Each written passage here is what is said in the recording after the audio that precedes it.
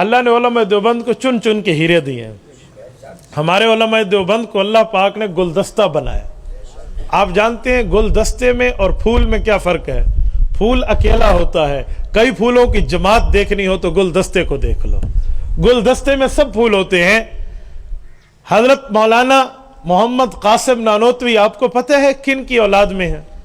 حضرت ابو بکر صدیق رضی اللہ عنہ۔ حضرت صدیق اکبر وہاں خلفاء میں پہلے، یہاں علماء دیوبند میں حضرت نانوتوی پہلے۔ یہ انہی کی اولاد ہیں۔ آپ حضرت نانوتوی کی سوانح حیات اٹھائیں، اور پھر اللہ رب العزت نے حضرت نانوتوی کے بعد جس شخصیت سے میدان تشریف میں سب سے بڑھ کے کام لیا ہے علماء دیوبند میں، وہ مولانا حکیم الامت اشرف علی تھانوی ہیں رحمۃ اللہ علیہ۔ یہ حضرت عمر فاروق کی اولاد ہے۔ حضرت تھانوی فاروقی سلسلے میں، سلسلہ نسب حضرت تھانوی کا فاروقی ہے۔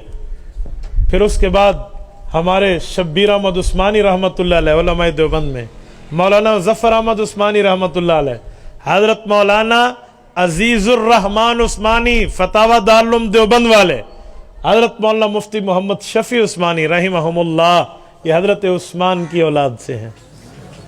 مولانا سید انور شاہ کاشمیری، مولانا سید اصغر حسین دیوبندی، مولانا سید مرتضی حسن چاندپوری، شیخ العرب والعجم مولانا سید حسین احمد مدنی رحمہم اللہ، یہ سادات ہیں حضرت علی کی اولاد میں سے۔ تو یہ مختلف پھول اللہ نے اس گلدستے میں جمع کیے ہیں۔ یہ ہر پھول، وہ کہتے ہیں نا ہر گلیرا رنگ و بو دیگر است، ہر پھول کی اپنی خوشبو ہے۔